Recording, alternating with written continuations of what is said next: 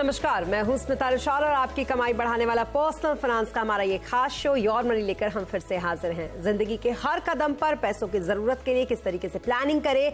Your money में हम आपको ना सिर्फ बचत करना बताते हैं बल्कि अपनी बचत पर मोटा मुनाफा कैसे आप कमाएं, ये गुण भी हम आपको सिखाते हैं ताकि आप जिंदगी के हर गोल को अच्छे से पूरा कर सके।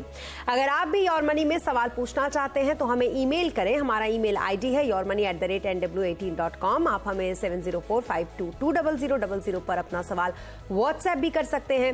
इसके अलावा योर मनी फेसबुक और ट्विटर पर भी लाइव है। आप यहां भी आकर हमसे सवाल पूछ सकते हैं, अपना सवाल भेज सकते हैं जिसके जवाब हम आपको अपने शो के दौरान देंगे। आज हमारे शो पर आपके सभी सवालों का जवाब देने के लिए है मनी फ्रंट के को फाउंडर और सीईओ मोहित गंग।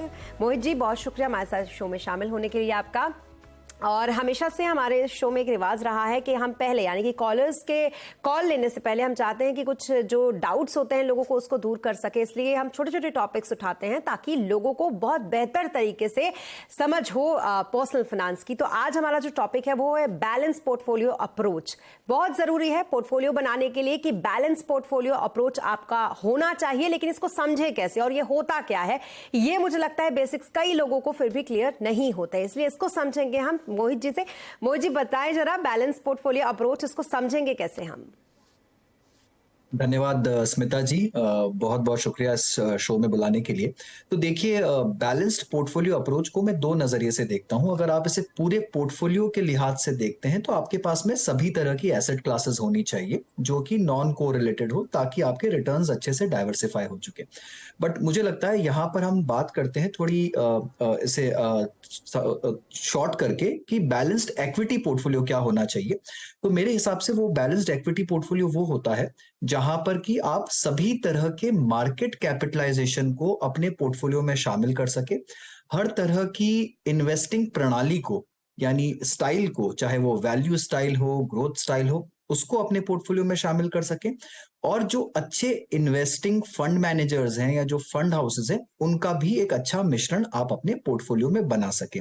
तो मेरे हिसाब से, अगर मैं इसे फिर से दोहराऊं, तो एक अच्छा बैलेंस पोर्टफोलियो वो होता है जहां पर सभी तरह के स्कीम्स, मार्केट कैपिटलाइजेशंस कवर्ड हो, अच्छे फंड हाउसेस कवर्ड हो और अच्छी इन्वेस्टिंग स्टाइल्स कवर्ड हो। इसके अलावा मैं चाहूंगी मोहित जी कि थोड़ा इतना सब कुछ आपने बताया है तो आज ये भी बता दीजिए कि आज के लिए अगर कोई चाहे कि वो बैलेंस पोर्टफोलियो बनाए तो कौन कौन से फंड्स हैं जो आज की डेट में वो अपने पोर्टफोलियो में शामिल कर सकते हैं?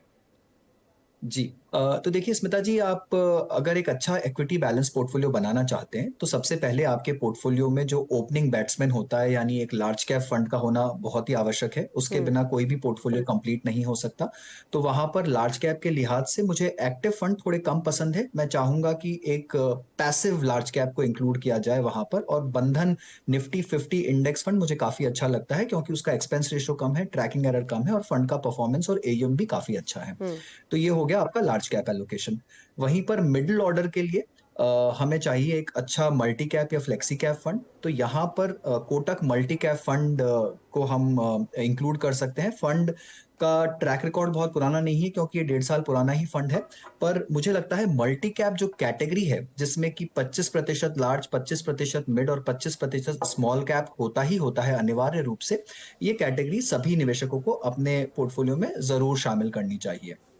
तो ये हो गए हमारे दो फंड। यहीं पर तीसरा जो थोड़ा सा अब थोड़ा रिस्क को बढ़ाते हैं पोर्टफोलियो में, अग्रेसिव करते हैं उसे, और यहाँ पर हमें एक मिड कैप फंड का शुमार करना पड़ेगा पोर्टफोलियो में।